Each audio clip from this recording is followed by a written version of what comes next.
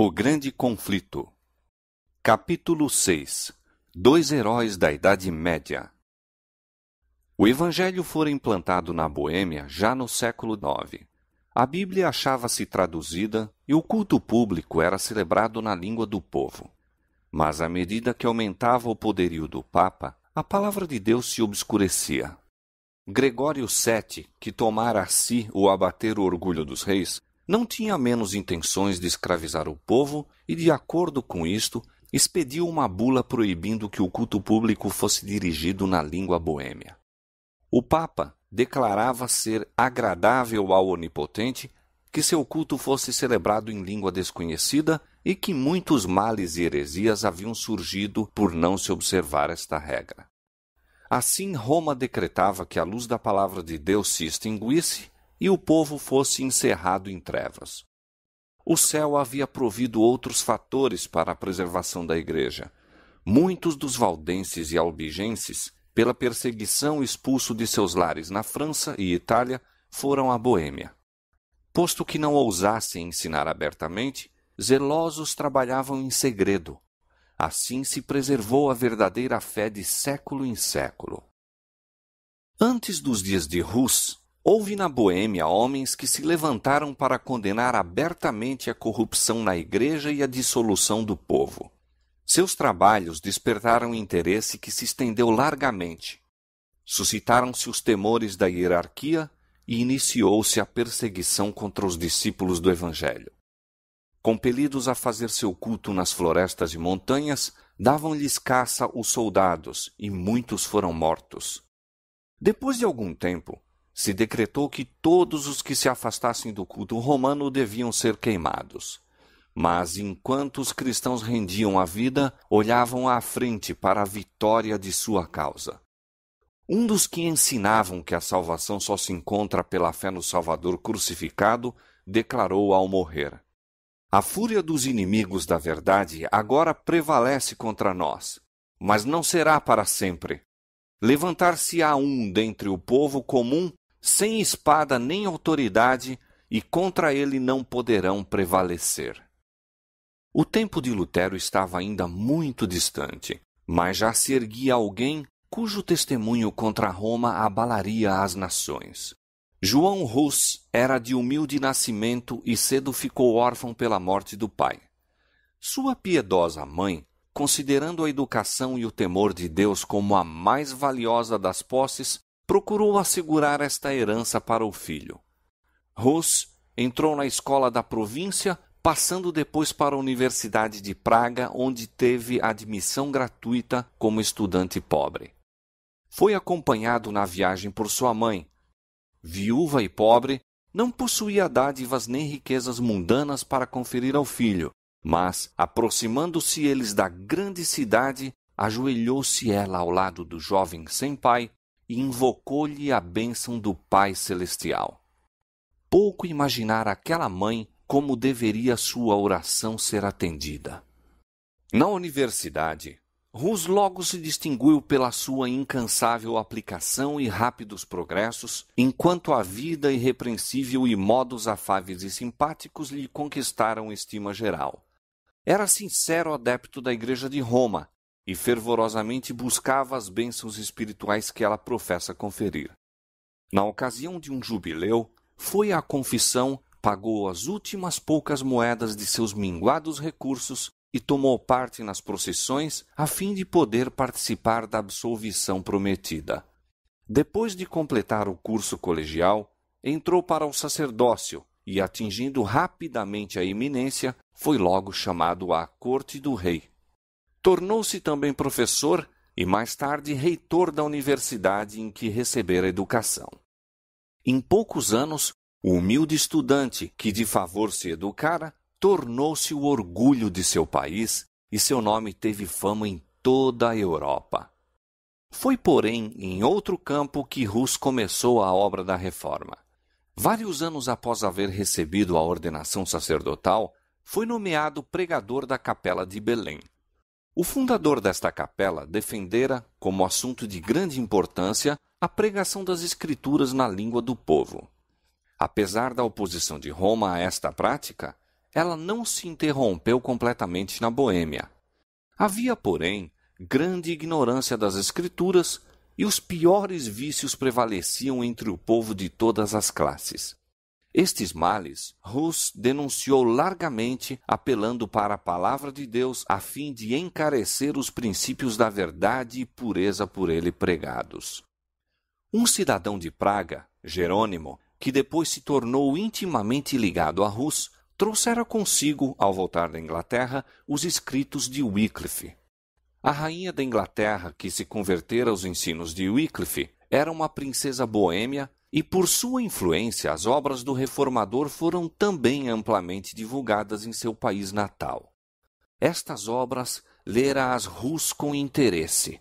Cria que seu autor era cristão sincero e inclinava-se a considerar favoravelmente as reformas que advogava. Hus, contudo, não o soube. Entrara já em caminho que o levaria longe de Roma. Por esse tempo chegaram a Praga 2 estrangeiros da Inglaterra, homens de saber, que tinham recebido a luz e haviam chegado para espalhá-la naquela terra distante. Começando com um ataque aberto à supremacia do Papa, foram logo pelas autoridades levados a silenciar. Mas não estando dispostos a abandonar seu propósito, recorreram a outras medidas. Sendo artistas, bem como pregadores, prosseguiam pondo em prática a sua habilidade. Em local franqueado ao público, pintaram 2 quadros. Um representava a entrada de Cristo em Jerusalém, manso e assentado sobre uma jumenta, e seguido de seus discípulos, descalços e com trajes gastos pelas viagens.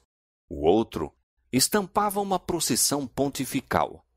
O Papa, adornado com ricas vestes e tríplice coroa, montando o cavalo magnificamente adornado, precedido de trombeteiros e seguido pelos cardeais e prelados em deslumbrante pompa. Ali estava um sermão que prendeu a atenção de todas as classes. Multidões vieram contemplar os desenhos. Ninguém deixara de compreender a moral e muitos ficaram profundamente impressionados pelo contraste entre a mansidão e humildade de Cristo, o Mestre, e o orgulho e a arrogância do Papa, seu servo professo. Houve grande comoção em Praga, e os estrangeiros, depois de algum tempo, acharam necessário partir para sua própria segurança. Mas a lição que haviam ensinado não ficou esquecida. Os quadros causaram profunda impressão no espírito de Hus, levando-o a um estudo mais acurado da Bíblia e dos escritos de Wycliffe. Embora ainda não estivesse preparado para aceitar todas as reformas defendidas por Wycliffe, via mais claramente o verdadeiro caráter do papado e com maior zelo denunciava o orgulho, a ambição e corrupção da hierarquia. Da Boêmia, a luz estendeu-se à Alemanha, pois perturbações havidas na Universidade de Praga determinaram a retirada de centenas de estudantes alemães. Muitos deles tinham recebido de Hus seu primeiro conhecimento da Escritura Sagrada e, ao voltarem, espalharam o Evangelho em sua pátria. Notícias da obra em Praga foram levadas a Roma e Hus foi logo chamado a comparecer perante o Papa. Obedecer seria expor-se à morte certa. O rei e a rainha da Boêmia, a universidade, membros da nobreza e oficiais do governo uniram-se num apelo ao pontífice para que fosse permitido a Hus permanecer em Praga e responder a Roma por meio de delegação. Em vez de atender a este pedido, o Papa procedeu ao processo e condenação de Hus, declarando então achar-se interditada a cidade de Praga. Naquela época, esta sentença, quando quer que fosse pronunciada, despertava geral alarma. As cerimônias que a acompanhavam eram de modo a encher de terror o povo que considerava o Papa como representante do próprio Deus, tendo as chaves do céu e do inferno e possuindo poder para invocar juízos temporais bem como espirituais. Acreditava-se que as portas do céu se fechavam contra a região atingida pelo interdito, que até que o Papa fosse servido remover a excomunhão, os mortos eram excluídos das moradas da bem-aventurança. Como sinal desta terrível calamidade, suspendiam-se todos os cultos. As igrejas foram fechadas. Celebravam-se os casamentos no pátio da igreja. Os mortos, negando-se-lhes sepultamento em terreno consagrado, eram sem os ritos fúnebres colocados em fossos ou no campo. Assim, por meio de medidas que apelavam para a imaginação, Roma buscava dirigir a consciência dos homens. A cidade de Praga encheu-se de tumulto. Uma classe numerosa denunciou Rus como a causa de todas as suas calamidades e rogaram fosse ele entregue à vingança de Roma. Para acalmar a tempestade, o reformador retirou-se por algum tempo à sua aldeia natal. Escrevendo aos amigos que deixara em Praga, disse: Se me retirei do meio de vós, foi para seguir o preceito e exemplo de Jesus Cristo, a fim de não dar lugar aos mal-intencionados para traírem sobre si a condenação eterna e a fim de não ser para os piedosos causa de aflição e perseguição. Retirei-me também pelo receio de que os sacerdotes ímpios pudessem continuar por mais tempo a proibir a pregação da palavra de Deus entre vós, mas não vos deixei para negar a verdade divina, pela qual, com o auxílio de Deus, estou disposto a morrer. Rus não cessou seus labores, mas viajou pelo território circunjacente, pregando às ávidas multidões. Destarte, as medidas a que o Papa recorrera a fim de suprimir o Evangelho estavam fazendo com que este mais largamente se estendesse. Nada podemos contra a verdade, senão pela verdade. O espírito de Rus, nessa fase de sua carreira, parece ter sido cenário de doloroso conflito. Embora a igreja estivesse procurando fulminá-lo com seus raios, não havia ele negado a autoridade dela. A igreja de Roma era ainda para ele a esposa de Cristo e o Papa o representante e vigário de Deus.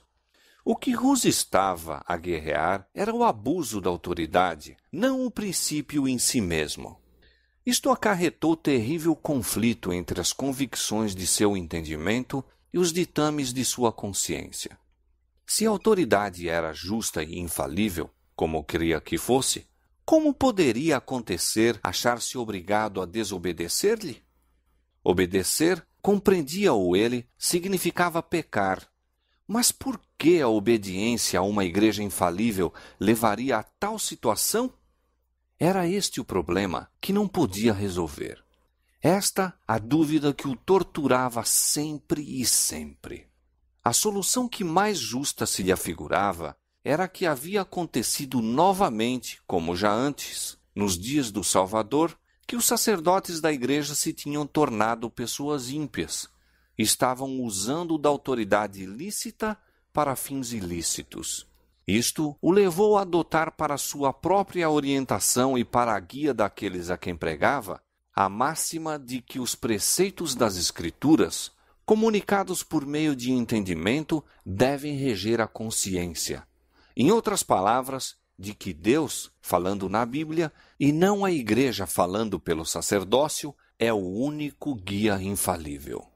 Quando, depois de algum tempo, serenou a excitação em Praga, Rus voltou para sua capela de Belém, a fim de continuar com maior zelo e ânimo a pregação da palavra de Deus. Seus inimigos eram ativos e poderosos, mas a rainha e muitos dos nobres eram seus amigos, e o povo em grande parte o apoiava.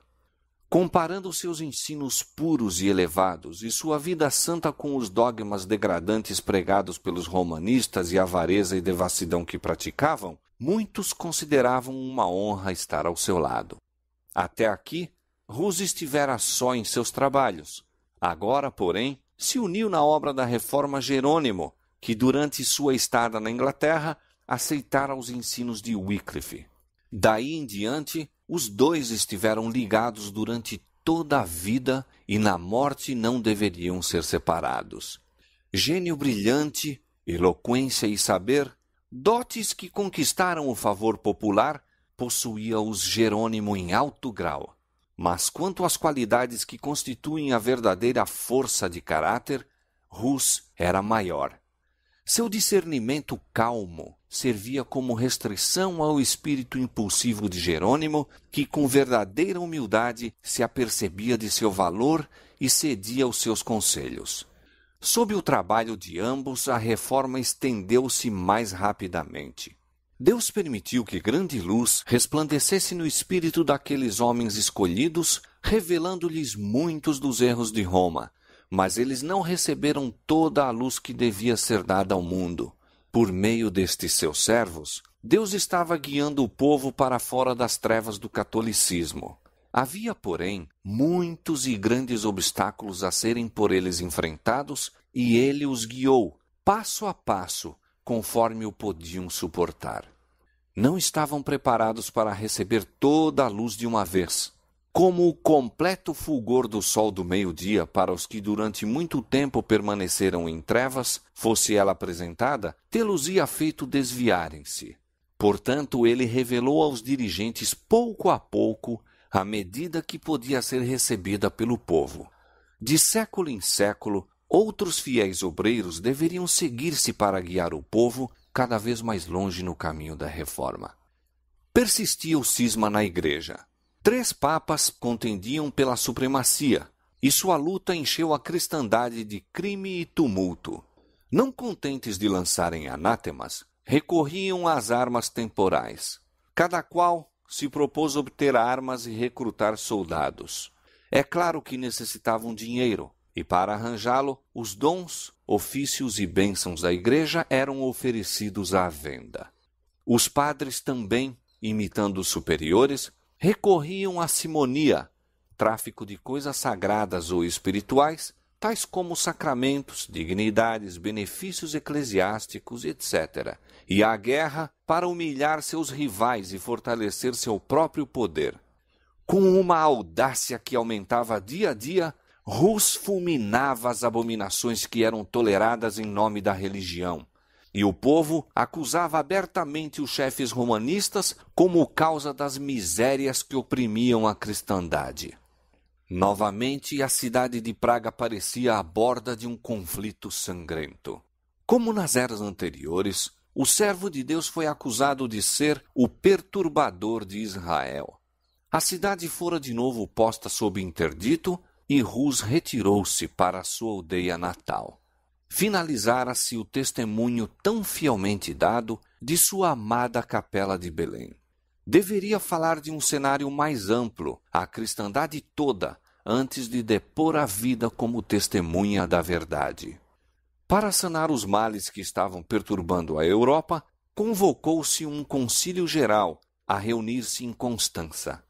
Esse concílio fora convocado a pedido do imperador Sigismundo por um dos 3 papas rivais, João XXIII. A convocação de um concílio longe esteve de ser bem recebida pelo Papa João, cujo caráter e política mal poderiam suportar exame, mesmo por prelados tão frouxos na moral como eram os eclesiásticos daqueles tempos. Não ousou, contudo, opor-se à vontade de Sigismundo. O principal objetivo a ser cumprido pelo concílio era apaziguar o cisma da igreja e desarraigar a heresia.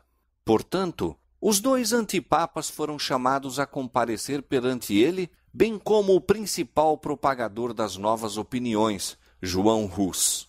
Os primeiros, tomando em consideração sua própria segurança, não estiveram presentes em pessoa, mas fizeram-se representar por seus delegados.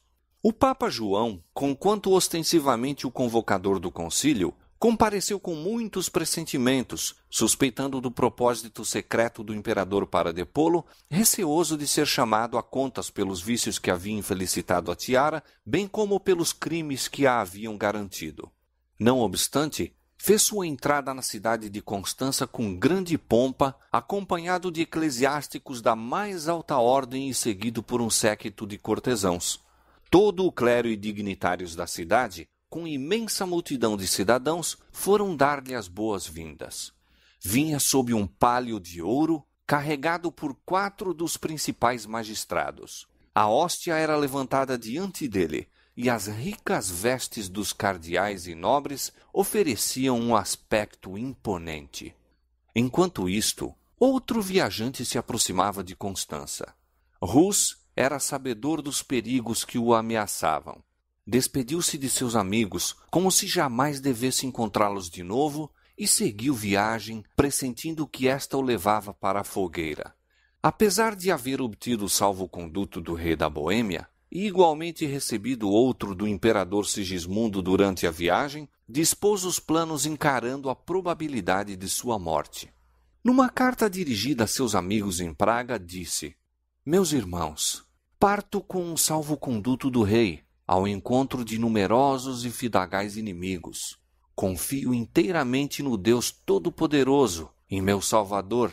Confio em que Ele ouvirá vossas fervorosas orações, que comunicará sua prudência e sabedoria à minha boca, a fim de que eu possa resistir a eles, e que me outorgará seu Espírito Santo, a fim de fortificar-me em sua verdade, de maneira que eu possa defrontar com coragem tentações, prisão e, sendo necessário, uma morte cruel. Jesus Cristo sofreu por seus bem-amados. Deveríamos, pois, estranhar que Ele nos haja deixado seu exemplo, para que nós mesmos possamos suportar com paciência todas as coisas para a nossa própria salvação? Ele é Deus e nós suas criaturas. Ele é o Senhor e nós seus servos. Ele é o dominador do mundo e nós somos desprezíveis mortais. No entanto, Ele sofreu. Por que, pois, não deveríamos nós também sofrer, particularmente quando o sofrimento é para a nossa purificação?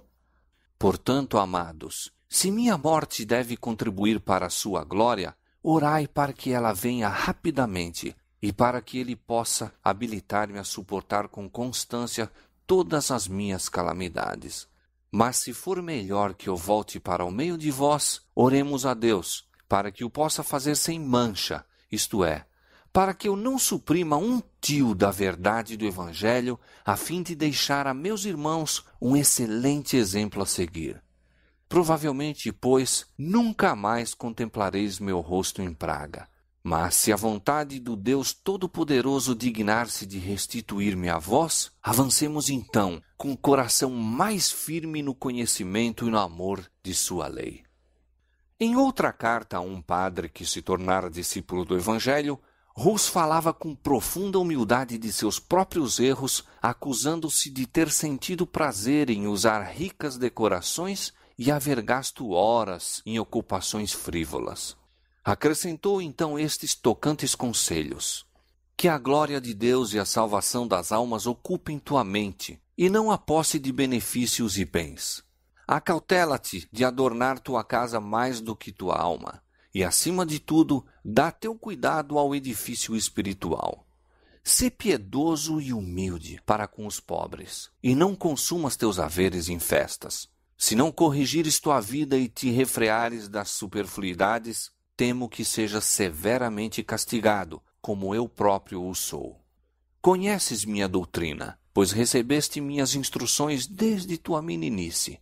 É-me, portanto, desnecessário escrever-te mais a respeito, mas conjuro-te, pela misericórdia de nosso Senhor, a não me imitares em nenhuma das vaidades em que me viste cair.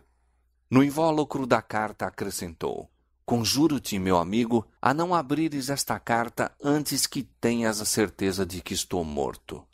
Em sua viagem, Rus por toda parte observou indícios da disseminação de suas doutrinas e o favor com que era considerada sua causa.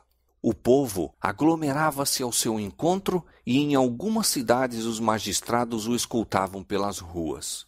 Chegado a Constança, concedeu-se a Rus plena liberdade. Ao salvo-conduto do imperador, acrescentou-se uma garantia pessoal de proteção por parte do Papa. Mas, com violação destas solenes e repetidas declarações, em pouco tempo o reformador foi preso por ordem do Papa e dos cardeais e lançado em asquerosa masmorra. Mais tarde, foi transferido para um castelo forte além do Reno e ali conservado prisioneiro. O Papa, pouco lucrando com sua perfídia, foi logo depois entregue à mesma prisão. Provara-se perante o concílio ser ele réu dos mais baixos crimes, além de assassínio, simonia e adultério, pecados que não convém mencionar. Assim, o próprio concílio declarou e finalmente foi ele despojado da tiara e lançado na prisão. Os antipapas também foram depostos, sendo escolhido novo pontífice. Se bem que o próprio Papa tivesse sido acusado de maiores crimes que os de que Hus denunciara aos padres e contra os quais exigira reforma, o mesmo concílio que rebaixou o pontífice tratou também de esmagar o reformador. O aprisionamento de Hus despertou grande indignação na Boêmia. Nobres poderosos dirigiram ao concílio protestos veementes contra o ultraje. O imperador, a quem repugnava permitir a violação de um salvo-conduto, opôs-se ao processo que lhe era movido. Mas os inimigos do reformador eram maus e decididos. Apelaram para os preconceitos do imperador, para os seus temores, seu zelo para com a Igreja. Aduziram argumentos de grande extensão para provar que não se deve dispensar fé aos hereges, tampouco a pessoas suspeitas de heresia, ainda que estejam munidas de salvo-conduto do imperador e reis. Assim prevaleceram eles. Enfraquecido pela enfermidade e reclusão, pois que o ar úmido e impuro do calabouço lhe acarretara uma febre que quase o levara à sepultura, Hus foi finalmente conduzido perante o concílio. Carregado de cadeias, ficou em pé na presença do imperador, cuja honra e boa-fé tinham sido empenhadas em defendê-lo. Durante o longo processo manteve firmemente a verdade e, na presença dos dignitários da Igreja e Estado, em assembleia, proferiu solene e fiel protesto contra as corrupções da hierarquia. Quando se lhe exigiu optar entre o renunciar suas doutrinas ou sofrer a morte, aceitou a sorte de mártir. Susteve-o a graça de Deus. Durante as semanas de sofrimento por que passou antes de sua sentença final, a paz do céu encheu-lhe a alma. Escreva esta carta, dizia a um amigo, na prisão e com as mãos algemadas, esperando a sentença de morte amanhã. Quando, com o auxílio de Jesus Cristo, de novo nos encontrarmos na deliciosa paz da vida futura, sabereis quão misericordioso Deus se mostrou para comigo, quão eficazmente me sustentou em meio de tentações e provas. Na escuridão da masmorra previa o triunfo que teria a verdadeira fé. Volvendo em sonhos à capela de Praga onde pregara o Evangelho, viu o Papa e seus bispos apagando as pinturas de Cristo que desenhara nas paredes. Esta visão angustiou-o, mas no dia seguinte viu muitos pintores ocupados na restauração dessas figuras em maior número e cores mais vivas. Concluída que foi a tarefa dos pintores, que estavam rodeados de imensa multidão, exclamaram: "Venham agora os papas e os bispos! Nunca mais as apagarão!" Disse o reformador ao relatar o sonho: "Tenho isto como certo, de que a imagem de Cristo nunca se apagará. Quiseram destruí-la, mas será pintada de novo em todos os corações por pregadores muito melhores do que eu."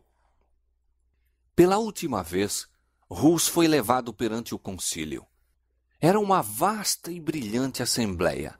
O imperador, os príncipes do império, os delegados reais, os cardeais, bispos e padres, e uma vasta multidão que acorrera para presenciar os acontecimentos do dia.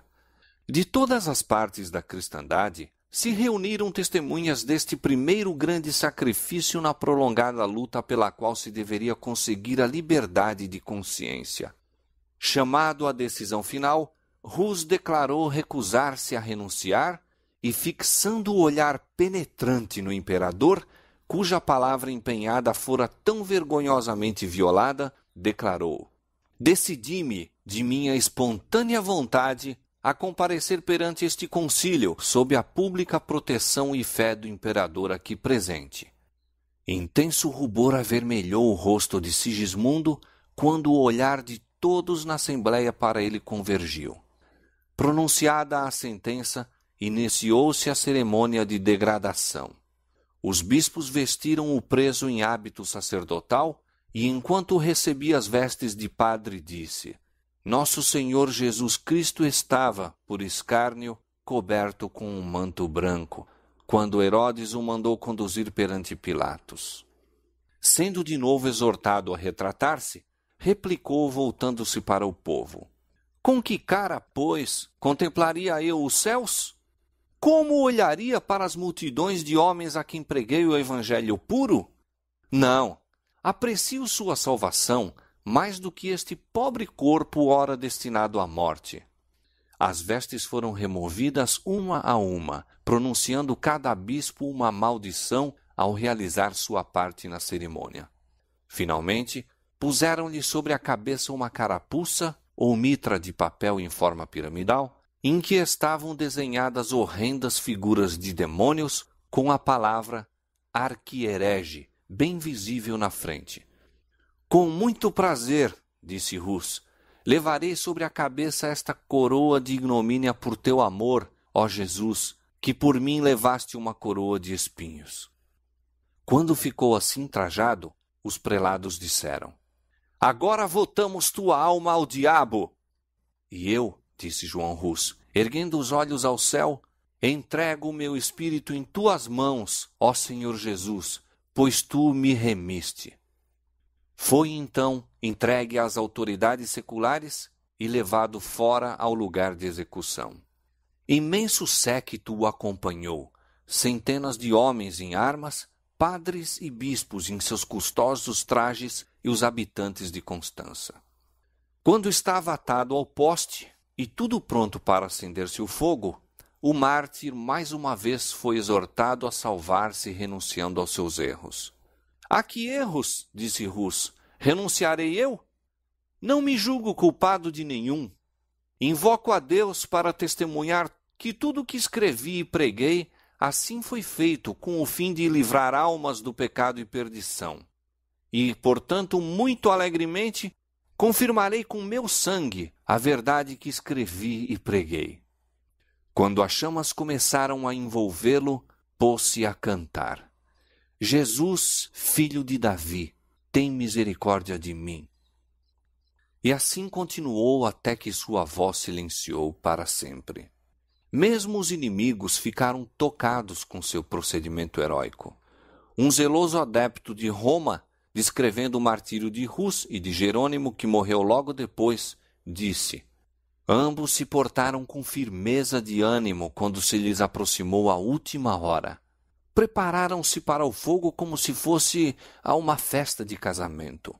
Não soltaram nenhum grito de dor. Ao levantarem-se as chamas, começaram a cantar hinos, e mal podia a veemência do fogo fazer silenciar o seu canto. Depois de completamente consumido o corpo de Hus, suas cinzas e a terra em que repousavam foram ajuntadas e lançadas no Reno e assim levadas para além do oceano. Seus perseguidores em vão imaginavam ter desarraigado as verdades que pregara. Dificilmente se dariam conta de que as cinzas naquele dia, levadas para o mar, deveriam ser qual semente espalhada em todos os países da terra, de que em terras ainda desconhecidas produziriam fruto abundante em testemunho da verdade. A voz que falara no recinto do concílio em Constança despertara ecos que seriam ouvidos através de todas as eras vindouras. Rus já não mais existia, mas as verdades por que morrera não pereceriam jamais. Seu exemplo de fé e constância animaria multidões a permanecerem firmes pela verdade em face da tortura e da morte. Sua execução patenteou ao mundo inteiro a pérfida crueldade de Roma. Os inimigos da verdade, posto não o soubessem, haviam estado a adiantar a causa que eles em vão procuraram destruir. Contudo, outra fogueira deveria acender-se em Constança. O sangue de mais uma testemunha deveria testificar da verdade. Jerônimo, ao dizer adeus a Rus, à partida para o concílio, exortou-o a que tivesse coragem e firmeza, declarando que, se caísse em algum perigo, ele próprio acudiria em seu auxílio. Ouvindo acerca da prisão do reformador, o fiel discípulo imediatamente se preparou para cumprir a promessa. sem salvo-conduto, com um único companheiro, partiu para Constança. Ali chegando, convenceu-se de que apenas se havia exposto ao perigo, sem a possibilidade de fazer qualquer coisa para o livramento de Rus. Fugiu da cidade, mas foi preso em viagem para casa e conduzido de volta em ferros sob a guarda de um grupo de soldados. Ao seu primeiro aparecimento perante o concílio, as tentativas de Jerônimo para responder às acusações apresentadas contra ele foram defrontadas com clamores. "Às chamas! Que vá às chamas!" Foi lançado numa masmorra, acorrentado em posição que lhe causava grande sofrimento e alimentado a pão e água. Depois de alguns meses, as crueldades da prisão causaram-lhe uma enfermidade que lhe pôs em perigo a vida, e seus inimigos, receosos de que ele se lhes pudesse escapar, trataram-no com menos severidade, posto que permanecesse na prisão durante 1 ano. A morte de Rus não deu os resultados que os sectários de Roma haviam esperado. A violação do salvo-conduto suscitara uma tempestade de indignação e, como meio mais seguro de agir, o concílio decidiu, em vez de queimar a Jerônimo, obrigá-lo, sendo possível, a retratar-se. Foi levado perante a Assembleia e ofereceu-se-lhe a alternativa de renunciar ou morrer na fogueira. A morte, no início de sua prisão, teria sido uma misericórdia à vista dos terríveis sofrimentos por que passara, mas agora, enfraquecido pela moléstia, pelos rigores do cárcere e pela tortura da ansiedade e apreensão, separado dos amigos e desanimado pela morte de Rus, a fortaleza de Jerônimo cedeu, e ele consentiu em submeter-se ao concílio. Comprometeu-se a aderir à fé católica e aceitou a ação do concílio ao condenar as doutrinas de Wycliffe e Rus, exceção feita, contudo, das santas verdades que tinham ensinado. Por esse expediente, Jerônimo se esforçou por fazer silenciar a voz da consciência e escapar da condenação. Mas, na solidão do calabouço, viu mais claramente o que havia feito. Pensou na coragem e fidelidade de Rus e, em contraste, refletiu em sua própria negação da verdade. Pensou no divino mestre a quem se comprometera a servir e que, por amor dele, suportara a morte de cruz. Antes de sua retratação, encontrara conforto em todos os sofrimentos, na certeza do favor de Deus. Mas agora, o remorso e a dúvida lhe torturavam a alma. Sabia que ainda outras retratações haveria a fazer, antes que pudesse estar em paz com Roma. O caminho em que estava entrando apenas poderia terminar em completa apostasia. Sua resolução estava tomada. Não negaria o Senhor para escapar de um breve período de sofrimento. Logo foi ele novamente levado para o concílio. Sua submissão não satisfizera os juízes. Sua sede de sangue, aguçada pela morte de Rus, clamava por novas vítimas. Apenas renunciando à verdade, sem reservas, poderia Jerônimo preservar a vida. Decidira-se, porém, a confessar sua fé e seguir às chamas seu irmão mártir.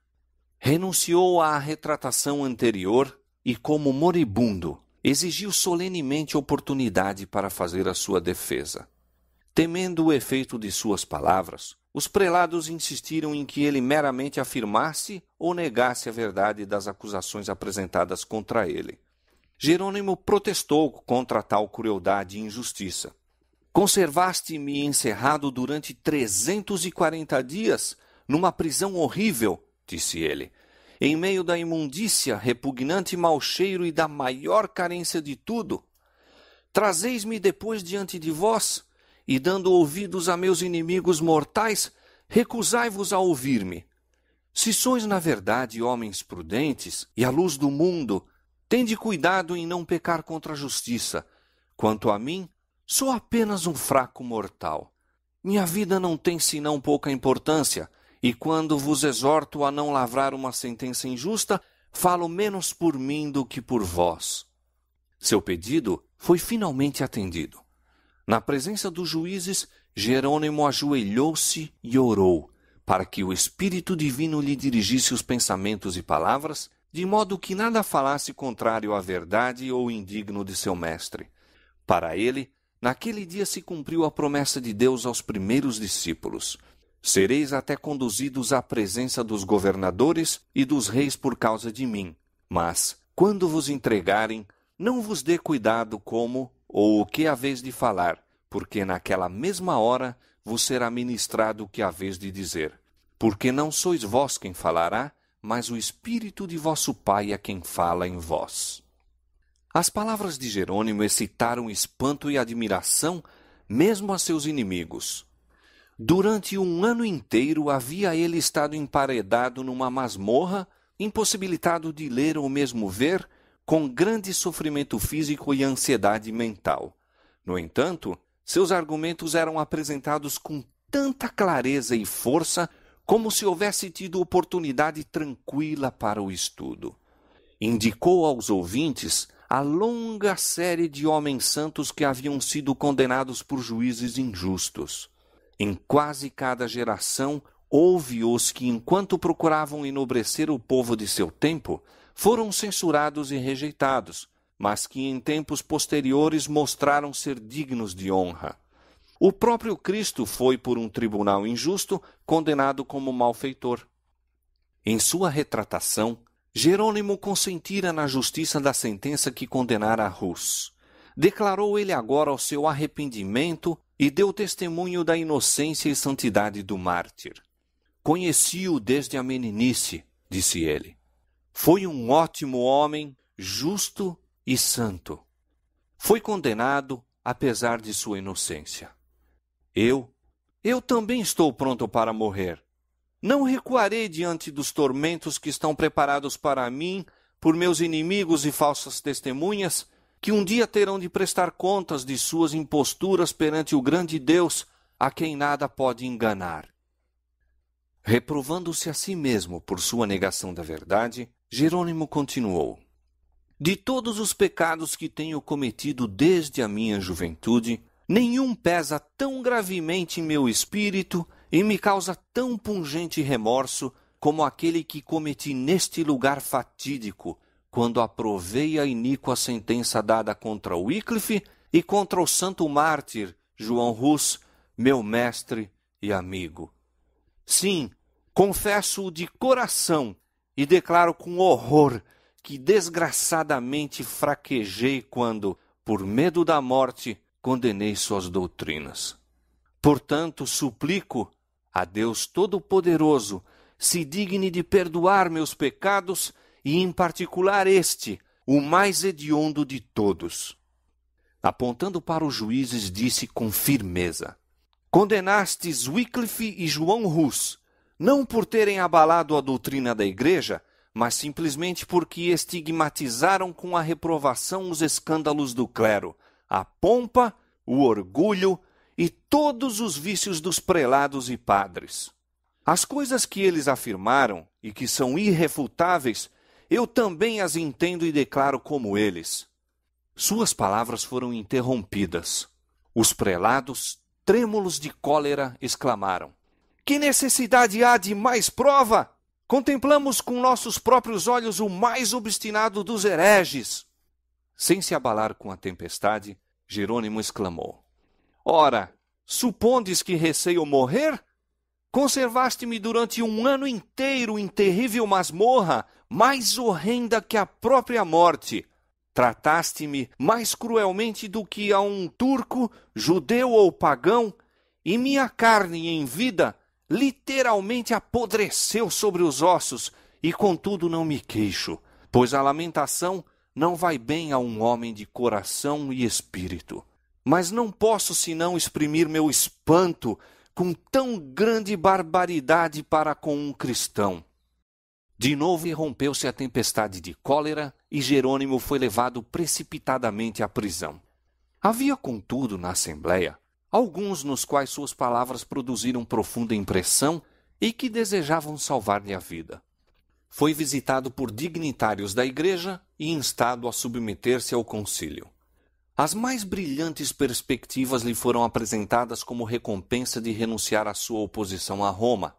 Mas, semelhante a seu mestre, quando se lhe ofereceu a glória do mundo, Jerônimo permaneceu firme. Provai-me pelas sagradas escrituras que estou em erro, disse ele, e eu renunciarei. As sagradas escrituras, exclamou um de seus tentadores. Então, tudo deve ser julgado por elas? Quem as pode entender antes que a igreja as haja interpretado? São as tradições dos homens mais dignas de fé do que o evangelho de nosso Salvador? Replicou Jerônimo.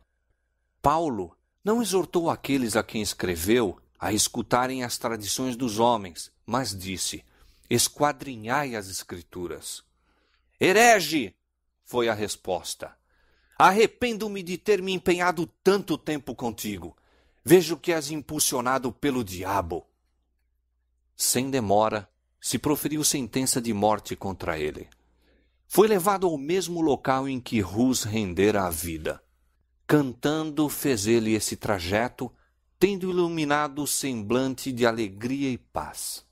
Seu olhar fixava-se em Cristo e a morte para ele havia perdido o terror. Quando o carrasco, estando para acender a fogueira, passou por trás dele, o mártir exclamou, venha com ousadia para a frente. Ponha fogo à minha vista. Se eu tivesse medo, não estaria aqui. Suas últimas palavras proferidas quando as chamas se levantavam em redor dele foram uma oração. Senhor, Pai Todo-Poderoso, exclamou, tem piedade de mim e perdoa meus pecados, pois sabes que sempre amei tua verdade. Sua voz cessou, mas os lábios continuaram a mover-se em oração. Tendo o fogo efetuado a sua obra, as cinzas do mártir, com a terra sobre a qual repousavam, foram reunidas e, como as de Rus, lançadas no Reno. Assim pereceram os fiéis porta-luzes de Deus. Mas a luz das verdades que proclamaram, luz de seu exemplo heróico, não se havia de extinguir.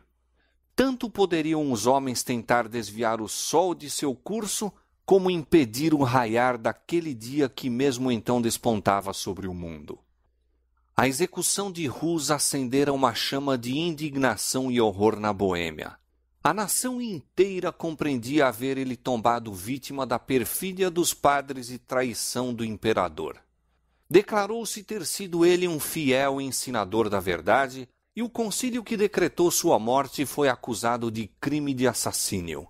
Suas doutrinas atraíam agora maior atenção do que nunca. Pelos editos papais, os escritos de Wycliffe tinham sido condenados às chamas. Aqueles, porém, que haviam escapado da destruição, foram agora tirados dos esconderijos e estudados em conexão com a Bíblia, ou partes dela que o povo podia adquirir, e muitos assim foram levados a aceitar a fé reformada. Os assassinos de Rus não permaneceram silenciosos a testemunhar o triunfo que alcançava a causa do reformador. O Papa e o Imperador uniram-se para aniquilar o movimento e os exércitos de Sigismundo foram lançados contra a Boêmia.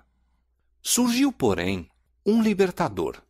Zisca, que logo depois do início da guerra ficou completamente cego e que, no entanto, era um dos mais hábeis generais de seu tempo, foi o chefe dos boêmios. Confiando no auxílio de Deus e na justiça de sua causa, aquele povo resistiu aos mais poderosos exércitos que contra eles se poderiam levar.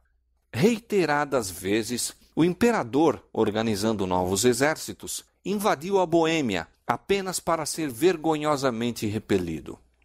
Os russitas ergueram-se acima do temor da morte e nada poderia resistir a eles. Poucos anos depois do início da guerra, o bravo Zisca morreu, mas seu lugar foi preenchido por Procópio, que era um general igualmente bravo e hábil e, em alguns sentidos, dirigente mais destro. Os inimigos dos boêmios, sabendo que morrera o guerreiro cego, conjeturaram ser favorável a oportunidade para recuperar tudo o que haviam perdido.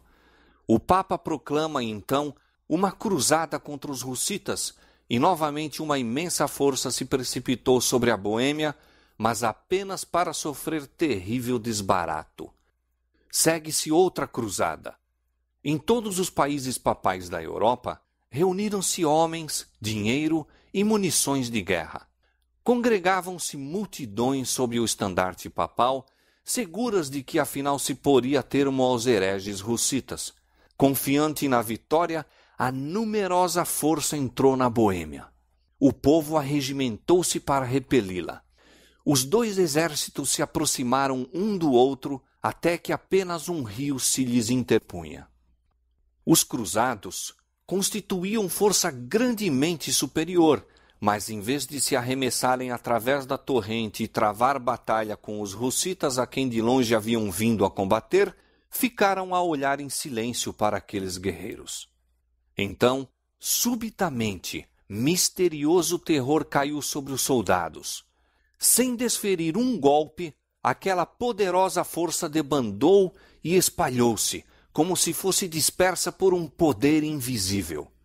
Muitos foram mortos pelo exército russita, que perseguiu os fugitivos, e imenso despojo caiu nas mãos dos vitoriosos, de maneira que a guerra, em vez de empobrecer os boêmios, os enriqueceu. Poucos anos mais tarde, sob um novo papa, promoveu-se ainda outra cruzada. Como antes, homens e meios foram trazidos de todos os países papais da Europa. Grande foi o engodo apresentado aos que se deveriam empenhar nessa perigosa empresa. Assegurava-se a cada cruzado perdão completo dos mais hediondos crimes. A todos os que morressem na guerra era prometida preciosa recompensa no céu, e os que sobrevivessem haveriam de colher honras e riquezas no campo de batalha. De novo, se reuniu um vasto exército e, atravessando a fronteira, entraram na Boêmia. As forças russitas recuaram diante deles, arrastando assim os invasores cada vez mais longe para o interior do país e levando-os a contar com a vitória já alcançada. Finalmente o exército de Procópio fez alto e, voltando-se para o inimigo, avançou para lhe dar batalha. Os cruzados, descobrindo então o seu erro, ficaram no acampamento esperando o assalto. Quando se ouviu o ruído da força que se aproximava, mesmo antes que os russitas estivessem à vista, um pânico de novo caiu sobre os cruzados. Príncipes, generais e soldados rasos, arrojando as armaduras, fugiram em todas as direções. Em vão o núncio papal, que era o dirigente da invasão, se esforçou para reunir suas forças possuídas de terror e já desorganizadas. Apesar de seus enormes esforços, ele próprio foi levado na onda dos fugitivos. A derrota foi mais completa e novamente um imenso despojo caiu nas mãos dos vitoriosos. Assim, pela segunda vez, vasto exército, enviado pelas mais poderosas nações da Europa, uma hoste de homens bravos e aguerridos, treinados e equipados para a batalha, fugiu, sem dar um golpe, de diante dos defensores de uma nação pequena e até ali fraca. Havia nisso uma manifestação do poder divino. Os invasores foram tomados de pavor sobrenatural. Aquele que derrotou os exércitos de Faraó no Mar Vermelho, que pôs em fuga os exércitos de Midian diante de Gideão e seus 300, que numa noite derribou as forças do orgulhoso assírio, de novo estendera a mão para debilitar o poder do opressor. Eis que se acharam em grande temor, onde temor não havia, porque Deus espalhou os ossos daquele que te cercava. Tu os confundiste, porque Deus os rejeitou. Os líderes papais, perdendo a esperança de vencer pela força, recorreram finalmente à diplomacia. Adotou-se um compromisso mútuo que, se bem que pretendesse conceder liberdade de consciência aos boêmios, realmente traindo-os, entregava-os ao poder de Roma. Os boêmios tinham especificado 4 pontos como condições de paz com Roma: pregação livre da Bíblia, o direito da igreja toda, tanto ao pão como ao vinho na comunhão e o uso da língua materna no culto divino, a exclusão do clero de todos os ofícios e autoridades seculares, e, nos casos de crime, a jurisdição das cortes civis tanto para o clero como para os leigos. As autoridades papais finalmente concordaram em que os 4 artigos dos hussitas deveriam ser aceitos, mas que o direito de os explicar, isto é, de determinar sua significação exata, deveria pertencer ao concílio, ou, em outras palavras, ao Papa e ao Imperador. Nesta base, fez-se um tratado e Roma ganhou, pela dissimulação e fraude, o que não tinha conseguido pelo conflito. Pois, dando sua própria interpretação aos artigos hussitas, como a Escritura Sagrada, ela poderia perverter-lhes o sentido de modo a convir a seus propósitos. Uma classe numerosa na Boêmia, vendo que isto traía sua liberdade, não se conformou com o tratado. Surgiram dissensões e divisões que levaram a contenda e derramamento de sangue entre eles mesmos. Nesta luta, o nobre Procópio sucumbiu e pereceu a liberdade da Boêmia. Sigismundo, traidor de Rus e Jerônimo, tornou-se agora rei da Boêmia e, sem consideração para com o seu juramento de apoiar os direitos dos boêmios, prosseguiu com o estabelecimento do papado. Ele, porém, pouco ganhara com sua subserviência a Roma. Durante 20 anos, sua vida estivera repleta de trabalhos e perigos. Seus exércitos tinham sido arruinados e esgotados os seus tesouros por uma longa e infrutífera luta, e agora, depois de reinar 1 ano, morreu, deixando seu reino às bordas da guerra civil e legando à posteridade um nome estigmatizado com a infâmia. Seguiram-se tumultos, contendas e carnificina. Exércitos estrangeiros invadiram de novo a Boêmia, e dissensões internas continuaram a perturbar a nação. Aqueles que permaneceram fiéis ao Evangelho foram sujeitos a uma perseguição sanguinolenta. Como seus irmãos de outrora, entrando em pacto com Roma, houvessem aceito seus erros, os que permaneciam na antiga fé formaram-se em igreja distinta, tomando o nome de Irmãos Unidos. Este ato acarretou sobre eles as maldições de todas as classes. Contudo, sua firmeza era inabalável. Obrigados a buscar refúgio nos bosques e cavernas, congregavam-se ainda para ler a palavra de Deus e unir-se em seu culto.